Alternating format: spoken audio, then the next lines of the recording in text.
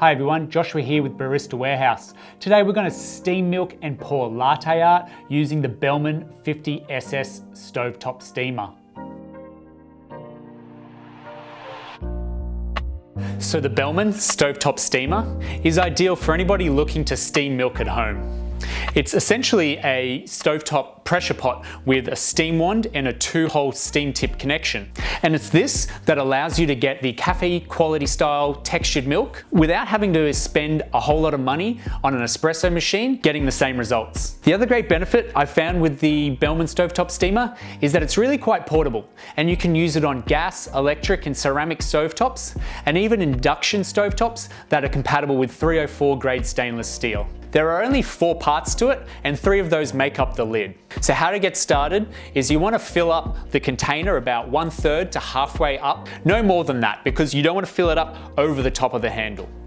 The handle itself is a safety valve. Overpressurizing the container will let that valve go off, and that's set to about 3 bars, but you can certainly be steaming milk way before then.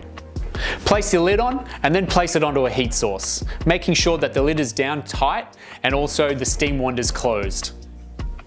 I found you can get steaming quicker if you boil your water beforehand. So the best way to know whether the Bellman steamer is ready to go is just gently opening the steam wand to see if there's any pressure behind it. If you're seeing a lot of pressure come out or drops of water, then you are ready to go. So to get best results once your steamer is ready to go, just open that steam wand up a little bit and let some of that water out. You're really trying to achieve a really dry steam so you can get the best results in your milk. Once you're ready, close that tap off, fill your jug up of milk and get steaming.